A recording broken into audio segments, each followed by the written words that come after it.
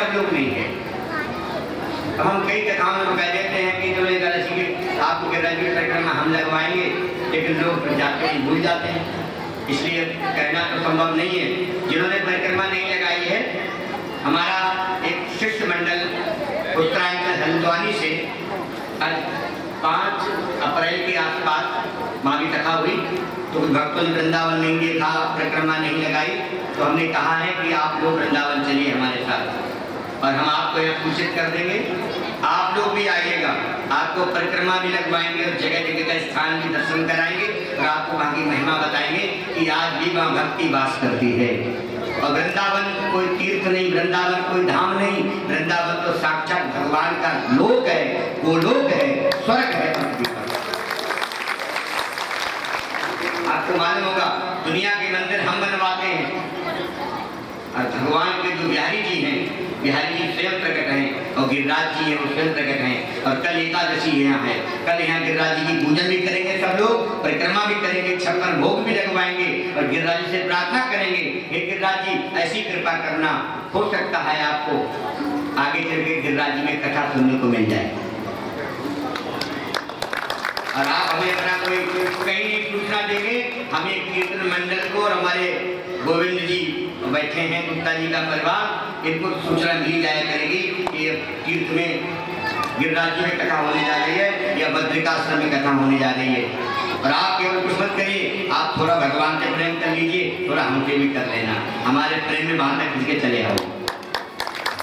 भगवान को नहीं खींच पाएंगे तो हमसे थोड़ा प्रेम हो जाएगा ना, तो हम तो तुम्हें खींच ही लेंगे, नहीं इस कथा में आना है तुम लोग। और प्यारे श्रोताओं, कभी कहते हैं संतों के संग में जब हम जुड़ जाते हैं ना, तो बिना चाहे इस ये आपका अनिल गुप्ता जब कथा की प्रारंभ हुआ होने की बात हुई तो बोले गुरु जी हम 2 या 3 दिन रुकेंगे वहाँ, बाकी तो व्यापार देखेंगे। मैंने कहा बेटा अभी तो हम लोग कुछ कह ही नहीं रहे हैं, जब कथा में पहुँच जाओगे तो तुम्हारा लौटना संभव नहीं होगा, हम मानूंगे। क्यों? ये ऐसी चुंबक है, चाहते हुए परिवार नहीं आया, बेटी नहीं आई, लेकिन कथा से जाने का मन नहीं हुआ। प्यारे श्रोताओं, ईश्वर जिन भक्तों पर अपनी कृपा करते हैं, समय तो वो निकलवा लेते हैं और भगवान को समय निकलवाना बहुत आता है। क्यों? इसीलिए मेरे प्यारे श्रोताओं, कल एकादशी का, आज एकादशी का महत्व सुनिए। दुर्वासा ऋषि आए, दुर्वासा ऋषि ने पारायण द्वादशी में होता और जो ये एकादशी आगे आ रही है कल और परसों जो तिथि है वो त्रिस्पर्शा तिथि है, जिसमें एकादशी के पारायण में द्वादशी और त्रयोदशी तीनों मिलेगी और ऐसी तिथियां बड़ी दुर्लभ हैं। इसीलिए आजकल देखा होगा कई जगह की कथाएं चल रही हैं, मतलब यही है कि बहुत अच्छा मुहूर्त आया है, तो कल कोई भी अन्न ना खा के आएगा। अच्छा कौन खा के आएगा? हाथ खड़े करना, खा के आओ, कल मत खाना। अच्छा कल व्रत लेके आना, फलाहार करना, नहीं रहा जाए तो फूटू की पकौड़ी खा लेना, आलू की टिक्की खा लेना, समोसे मत खाइयो। कल सब लोग व्रत करके आएंगे और गिरिराज की परिक्रमा कल आपको लगवाएंगे, या गिरिराज भगवान साक्षात प्रकट होंगे। और हो सके तो एकादशी का व्रत का नियम ले लो। माताओं, घर में बच्चों को बढ़िया बढ़िया आकर खिलाओ बना के, बच्चे तो प्रतीक्षा करते हैं वो व्रत कब आने वाला है। हमें तो साबूदाना की टिक्की खानी है, हमें तो समा की खीर खानी है, हमें सिंगाड़े का हलवा खाना है। ये सात्विक अन्न है हमारे यहाँ और सात्विक अन्न का व्रतों में उपयोग किया जाता है और ये वो अन्न है जो देव अन्न कहलाते हैं, केवल देवता ही ग्रहण करते हैं। तो इसलिए एक दिन आप लोग भी देवता बन जाया करो। देवता माने देने वाला, आप एक दिन देवता बनोगे तो जो चाहो दे डालो। प्यारे श्रोताओं, दुर्वासा जी ने और द्वादशी का पारायण द्वादशी में हो जाना चाहिए। नियम ये है गृहस्थों के लिए, एकादशी का व्रत रखो, द्वादशी में पहले ब्राह्मण को भोजन कराओ। आप कहोगे और समस्या में डाल के नहीं रख पाएंगे, मत कराना, एक सीधा निकाल लेना। सीधा जानते हैं महाराज, सीधे का सीधा अर्थ है कि सीधा तुम्हारे काम करो। राशन कच्चा लेके मंदिर में दान कर दो। कुछ ना हो, पंडित जी को दूध की थैली चावल चीनी ले आओ, खीर बना के महाराज खा लियो। ये विधान करना और एकादशी के दिन कीर्तन करना। आज हमें बहुत अच्छा लगा जब हम सुबह प्रभात फेरी में गए। ये हमारे ये नन्हे मुन्ने बच्चे लग रहे हैं हमें, तो ये बाबा की जब ट्रेकिंग थी ना जिसमें करंट था, तो हमें लगता था कि मामला है क्या। आज हम समझ पाए इनमें जो करंट दौड़ रहा है इस अवस्था पर पानी लेके नहीं किया जाएगा। ये हर समय इनका शरीर फट जाता रहता है राम नाम के। हम नहीं समझ पाए थे आज तक, लेकिन आज जब सुबह हमने वहां की रूपरेखा देखी तो हमें इनको नमन करने का मन हुआ। हमने कहा ये है राम कृपा और आप सब पर होगी। मैं कहता हूं उरई में बहुत बड़े हॉस्पिटल की आवश्यकता नहीं रहेगी और इस संस्कृति से जो जुड़ जाएगा उसे रोग नहीं होगा। नजर न लगे लोगों को। आप देखिए, हम तो खड़ाऊ पहन के चले गए और वहां उल्टा सीधा रास्ता, हमें पता ही नहीं था कि रास्ता ऐसा पड़ेगा, नहीं हम नंगे पैर चले जाते। चले तो गए, लेकिन हमारा भी मन हो रहा था कि हम नाच रहे थे। अब हुआ ये कि खड़ाऊ पहने गए, रास्ता में चल लो उसके नाच रहे तो कहने का मतलब ये नहीं है। उस भाव को बहुत अच्छा लगा और जो आपने इस संस्कार दिया है ये और कोई नहीं दे सकता। ये साक्षात भगवान राघवेंद्र और यदवेंद्र दोनों आप पर कृपा कर रहे हैं। लेकिन एक तो हम आपसे एक काम ये कराना चाहते हैं कीर्तन वालों से, जो यहाँ लंगड़ी गाय आज जी मुझे दिखी है, उस गाय की जिम्मेदारी आप लोग लें। ताली जाके बताएंगे या नहीं? ये 2-3 लोग कह रहे हैं करंट वाले, भैया उस गाय की व्यवस्था का, भोजन की व्यवस्था का रोज, और माताओं शुगर ब्लड प्रेशर डॉक्टर बता देगा 3 घंटा टहलो 5 घंटा टहलो और ये खाना बंद वो खाना बंद, इसलिए पहले तुम कहीं मत टहलो, तुम कीर्तन में पहुंचाया करो। सुबह प्रभात फेरी में आपका कोई भोजन बंद नहीं कर पाएगा, न कोई मीठा बंद करेगा न कोई तला भुना बंद कर पाएगा। पहला तो लाभ आपको ये मिलेगा और दूसरा लाभ ये मिलेगा, उस समय भगवान जी बिल्कुल मुक्त होते हैं, आप भक्तों का चिंतन कर रहे होते हैं और आपका जब कीर्तन करते हैं तो भगवान अपनी कृपा अगाध कृपा बरसा देते हैं भक्तों पर। और एक बात याद रखना, भक्तों पर कृपा का मतलब कि ये नहीं है कि वो धन ही हो। भक्तों की कृपा का मतलब है धन मन तन और जीवन सब कुछ स्वस्थ हो, ये है भगवान की कृपा का प्रमाण। और हम यही बात चाहते हैं। हमें बहुत अच्छा लगा, हमारे बुजुर्गों ने हमसे कहा गुरु जी कल आप आएंगे तो अच्छा लगेगा। सत्यता में ये है, एकादशी के दिन हमारा पूजा का नियम भी बहुत होता है। सुबह से स्टार्ट होता है, पहले स्नान होता है, फिर संध्या होती है, संध्या के बाद आरतियाँ होती हैं, फिर आरतियों के बाद जाप होता है। जितनी हम सांसें 24 घंटे में लेते हैं उतना हम रोज जाप करते हैं और आप भी करें। और उसके बाद हम यज्ञ करते हैं, यज्ञ करने के बाद हमें करीब 11 बज जाते हैं और आज हमें वो टाइम 1 घंटा 2 घंटा का ज़्यादा लग गया, इसलिए रोज तो संभव नहीं है। लेकिन एक हमारे कमेटी के कुछ लोग थे, बोले एक बात हमें बहुत अच्छी लगी, आपकी मंडी में जब हम पहुँचे, कई मंडियों में मंदिर होते हैं, हमारी कथाएं हुई, लेकिन इतना भव्य मंदिर अभी तक हमने किसी मंडी में नहीं देखा। ऐसा लग रहा था कि राजमहल हो। और भगवान के मंदिर का यही मतलब है, लोग भगवान का मंदिर कहाँ बनाते हैं? जीना के नीचे, ऊपर रखा होगा अखबार, नीचे रखे होंगे जूते और बीच में भगवान ऐसे बैठे होंगे भजन के माध्यम। भगवान का धाम का मतलब है किसी राजा की कोठी, किसी राजा का दरबार, ये लग रहा है हमें, यही मतलब है भगवान का। और ये उन सबको साधुवाद है जो उसमें अपना सहयोग करके अपनी तन मन धन का जो भगवत संस्था को चला रहे हैं, वो उन्हें नहीं चला रहे हैं, वो अपने जीवन को, अपने आयाम को और भगवान को ले जाकर इस संसार में अपना नाम कमा रहे हैं। इसीलिए मैं आपसे कहना चाहता हूँ इन संस्थाओं से जुड़िए।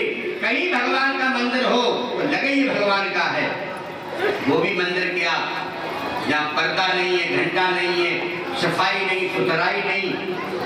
आप लोग जाते हैं, लिया लड्डू, थैली में से निकाला और भगवान के मुंह में कुछ दे दो, खा लो। अब भगवान बेचारे नहीं, मुंह बंद कर बैठे, खाए कैसे ले? फिर चीटी चीटा आते हैं जो मुंह पे युद्ध करते हैं। चीटी कहती मैं ले जाऊंगा, चीटा कहता मैं ले जाऊंगा।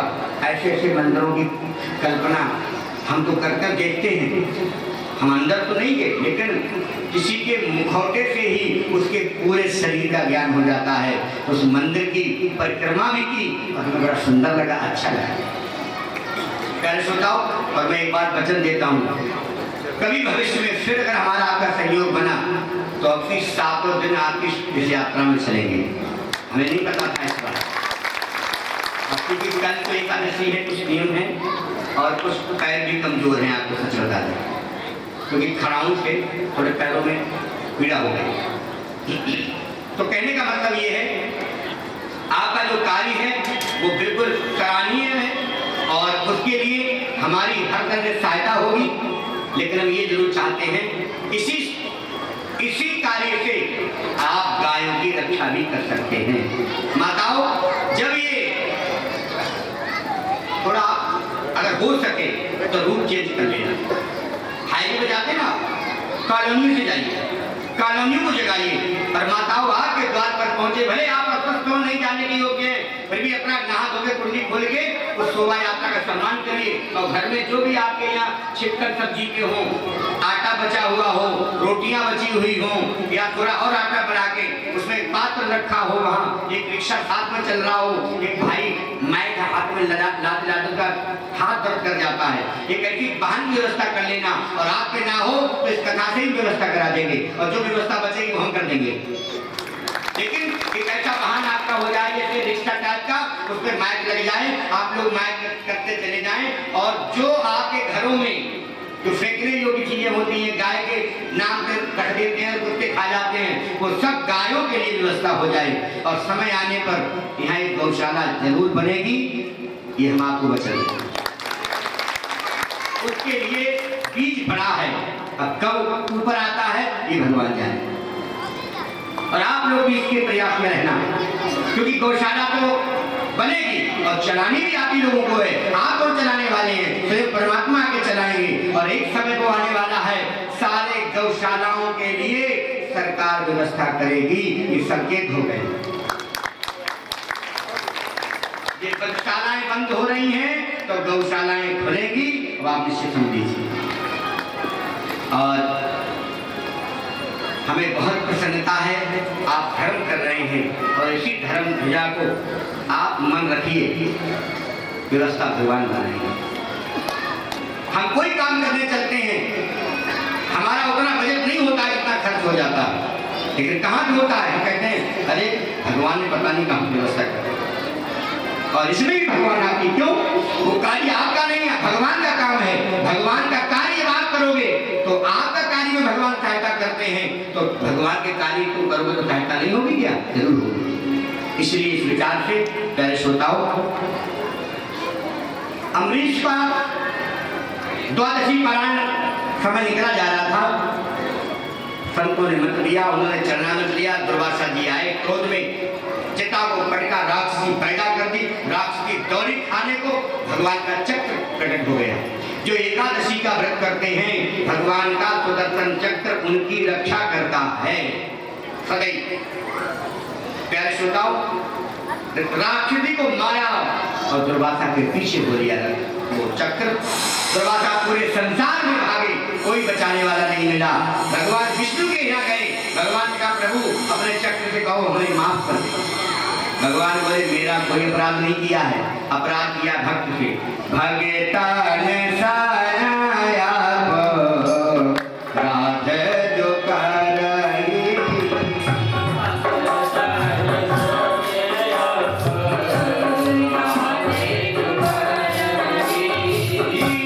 राम रोष का, राम रोष का, भक्तो डरई, राम रोष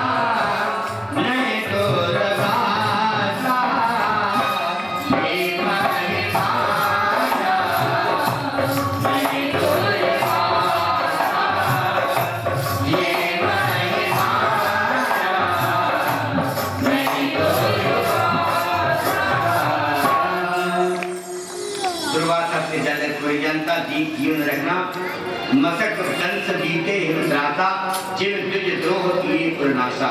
भक्त और ब्राह्मण संत और देवताओं से कभी बैर मत रखना। और भगवान से कहना कोई आपको ऐसा करता हो कि आपको पीड़ा दे गया, भगवान कहना प्रभु इनकी बुद्धि शुद्ध है। क्यों? ये भगवान के प्रिय अंग है जो इन्हें सताता है। विप्र धेनु सुर संत हित लीन मनोज अवतार। प्यारे श्रोताओ,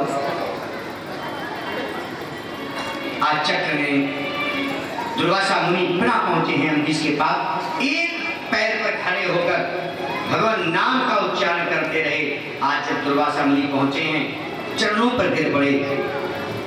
अम्बरीश गदगद हो गया और चरणों में कहा, गुरुदेव क्या कर रहे हैं आप तो हमारे पूजनीय। बोले बेटा हमसे गलती हो, अपने चक्र को कह दो। चक्र को प्रार्थना की, चक्र शांत हो गया। प्यारे श्रोता, जीवन में एकादशी का व्रत जानते हो क्या होता है?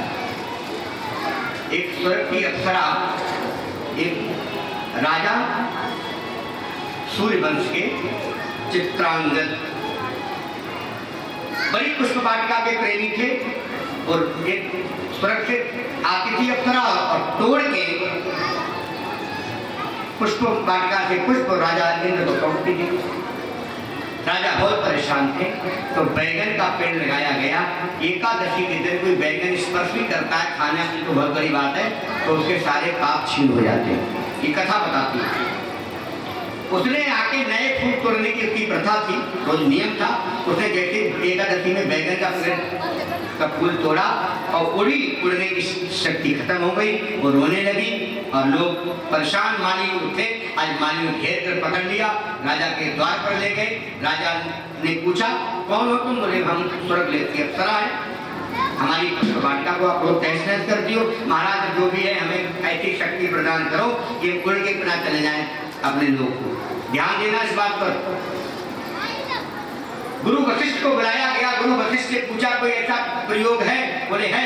कोई यदि एकादशी व्रत रखता है और एक एकादशी व्रत का इसे दान कर दे, ईश्वर लोग नहीं जाएंगे। अब महाराज कोई एकादशी का व्रत ही नहीं रखता था। एक पत्नी में झगड़ा हो गया कि घर में खाना नहीं बना एकादशी, रसोई बनी नहीं तो भोजन मिला नहीं।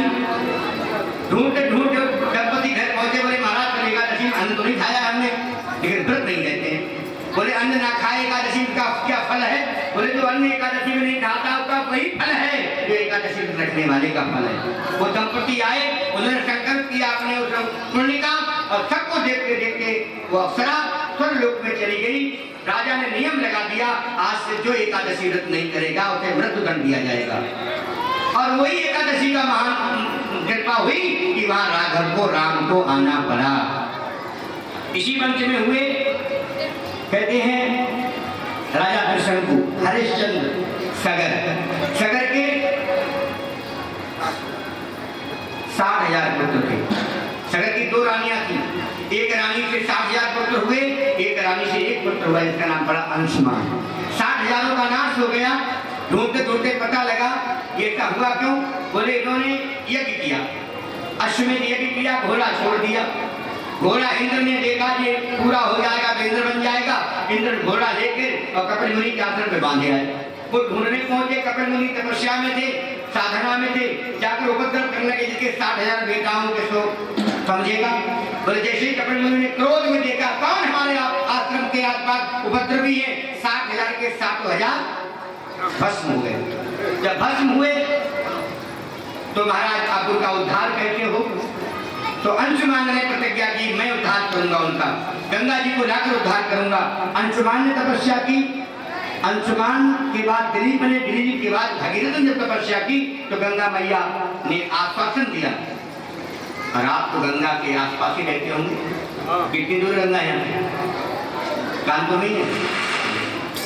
प्यारे श्रोताओ, गंगा मैया तैयार हो गई आने के लिए। बोले हमारा बेग कौन रोकेगा? और आप जानते हैं शंकर जी को पाने के लिए 2 देवियों तपस्या की। एक तो की गौरा ने, दूसरी गंगा ने। गौरा से विवाह हो गया, गंगा प्रतीक्षारत है। शंकर जी बोले मैं तुम्हारा वेग रोकूंगा। गोमुक्ति गंगा निकली, शंकर की जटा गंगा को 1 साल तक नीचे जाने का मौका ही नहीं दिया। अब गंगा मैया ने भगवान शंकर की प्रार्थना की, कहा प्रभु हमें क्षमा करो, हमारा अहम जो था वो दूर हो गया। भगवान ने फिर से गोमुख से छोड़ा गंगा को, और गोमुख से गंगा आज कर करती बहती हुई कपिल मुनि के आसन पर पहुंची और 7,000 का उद्धार करके हरिद्वार। आप लोग जानते हैं गंगा का जन्म कब हुआ? गंगा भगवान ने छोड़ी, आगे बैसाख का महीना आ रहा है। बैसाख महीने की सप्तमी को माँ गंगा को भगवान ने अपने शीश से गोमुख के नीचे उतारा, और वही गंगा दशहरा वाले दिन हर की पौड़ी पर उन्होंने दर्शन दिया। कई लोगों से पूछो दशहरा किसे कहते हैं, दशहरा नहीं जानते। दशहरा का मतलब है गंगा का दर्शन, और एक दशहरा होता है दशहरा, माने दशानन को हराया राम ने। ये 2 दशहरा हमारे यहाँ होते हैं। तो कहते हैं गंगा मैया का दर्शन हुआ और गंगा मैया चली हैं। हमारे यहाँ सब गंगा का आनंद ले रहे हैं, और आगे वचन सब लोग लेंगे कि गंगा माता की पवित्रता में अपना हाथ जरूर सहयोग करेंगे। हाथ जोड़ के कहिए, बोलिए ना गंगा को गंदा करेंगे, ना गंदा होने देंगे। और हम आपको वचन देते हैं, गंगा मैया आपको आशीष वचन देगी। ये स्वर्ग निशानी है, अरे भारत की नैया पार करो तेरी जय हो गंगा गंगा। भारत की नैया पार करो तेरी जय हो गंगा मैया, तेरी जय हो गंगा मैया, तेरी जय हो राम रमैया, तेरी जय हो गंगा मैया, तेरी जय हो राम रमैया। अरे भारत की भारत की नैया पार करो तेरी जय हो गंगा मैया, भारत की नैया पार करो तेरी जय हो गंगा मैया, भारत की नैया पार करो तेरी जय हो गंगा मैया, भारत की नैया पार करो तेरी जय हो गंगा मैया। ब्रह्म का मंदिर से गंगा निकली, कंकर जटा बसैया,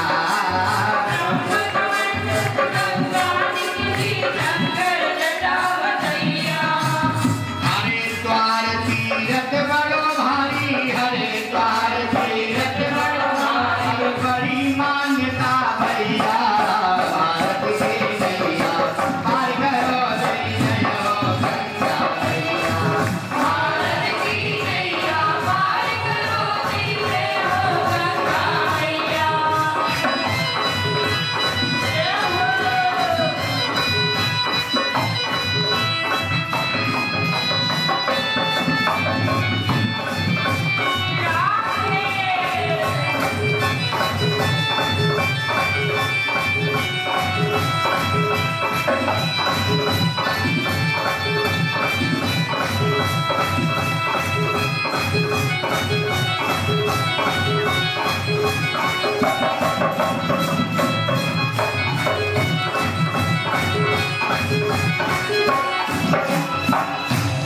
जो गंगा का ध्यान धरत स्नान करत नर भैया, जो गंगा का ध्यान धरत स्नान करत नर भैया, धन संपत्ति की कमी रहे ना, धन संपत्ति की कमी रहे ना। आप जानते हैं गंगा मैया कितने लोगों को जीविका चलाती है? करोड़ों लोगों की जीविका गंगा चलाती है।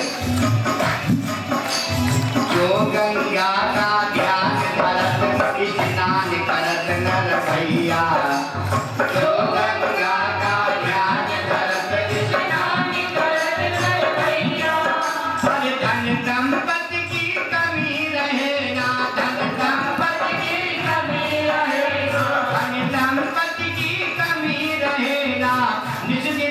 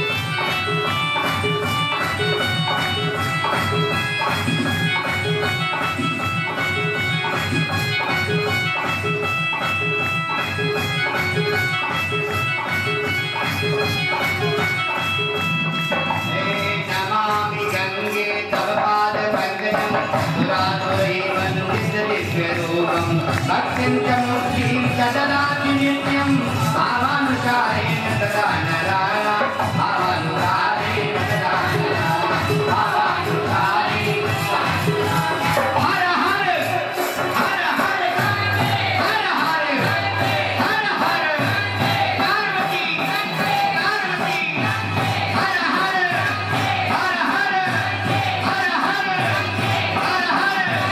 हर हर गंगे